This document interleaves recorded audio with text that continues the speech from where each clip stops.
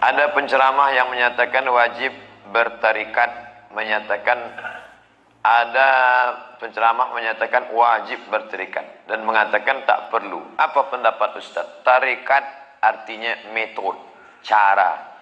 Cara apa? Cara berzikir mengingat Allah.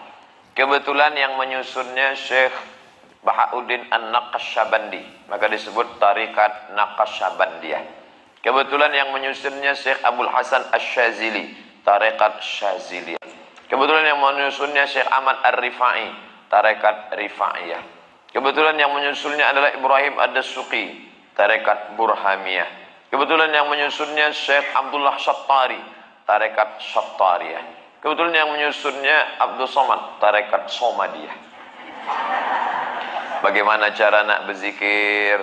Memakai pakaian putih, berwudu jangan putus, pejamkan mata, menghadap arah kiblat. Itu cara.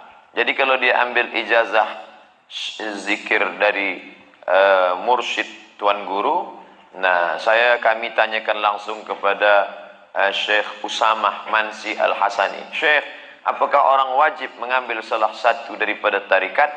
Kata Syekh Usamah Al-Mansi, maka tarikat Alawiyah yang diajarkan oleh para habaib Ahlul Bait, kata beliau adalah belajar, solat, puasa, zakat, menuntut ilmu, hadiri majelis ilmu. Itu juga orang sudah bertarikat, sudah berjalan.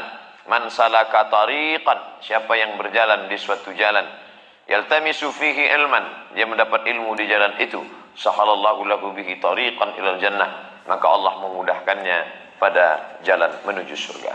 Adakah Ustadz berpegang beramal dengan mana-mana kumpulan tarikat? Saya ada mengambil ijazah zikir tarekat Syaziliyah dari ulama Suriah, namanya Syekh Muwaffaq. Dia mengambil dari guru-gurunya sampai kepada Imam Abdul Hasan Asy-Syazili.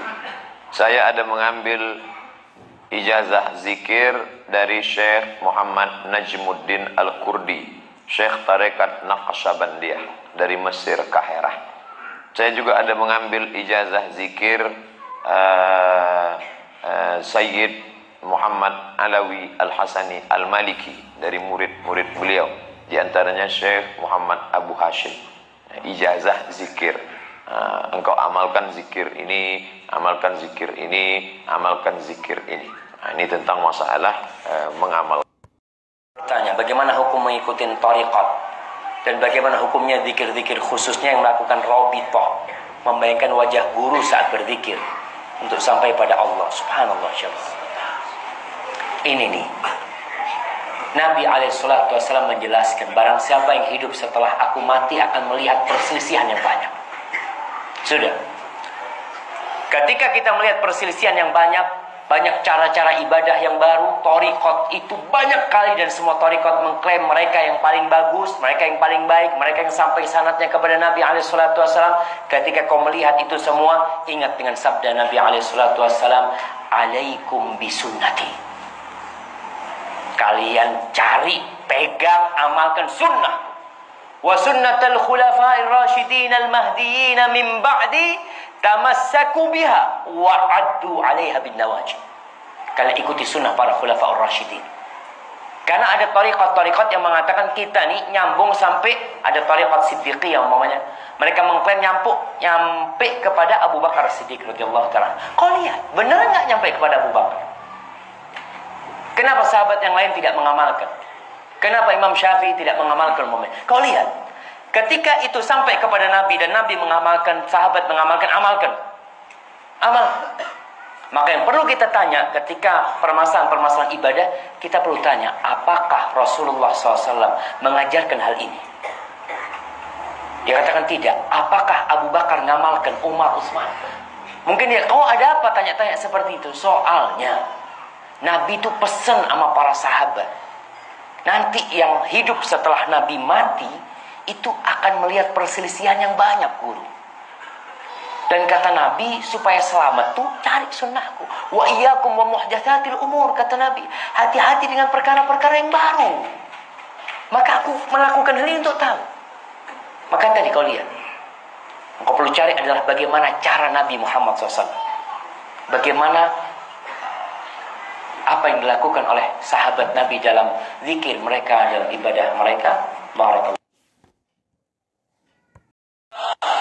Zikir dinyanyikan, selawat dinyanyikan, tahlil, tahmid, takbir dinyanyikan.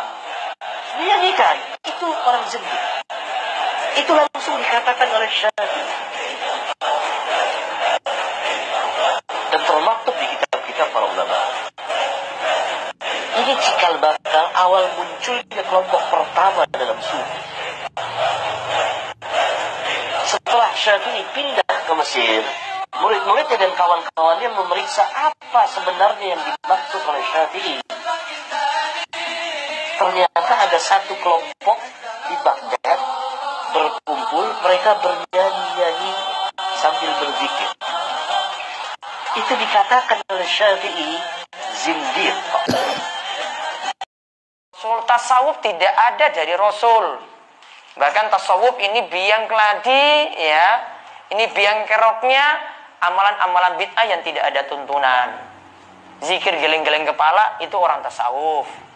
Ya, zikir itu sampai bilangan 1000, 10.000, 100.000. Ya nanti lafaznya bisa berubah. Yang dulu saya katakan baca la ilallah akhirnya jadi ilaha atau jadi hu itu dari tasawuf. Karena dia pakai target bilangannya tinggi. Makanya ajaran yang sering menambah-nambah ini, tasawufnya sering menambah-nambah. Sehingga tasawuf itu bukan dari Nabi, bukan dari sahabat, bukan dari ulama mazhab. Tasawuf itu ajaran baru. Sallallahu alaihi wa ala alihi wasallam, sebagaimana Nabi sallallahu alaihi wa ala alihi wasallam berkata, innal iman la ya'rizu ila al-Madinah kama ta'rizul hayyatu ila juhriha.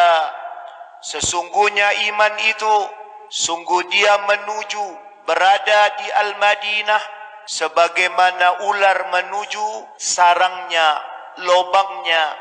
Rawahul Bukhari wa Muslim.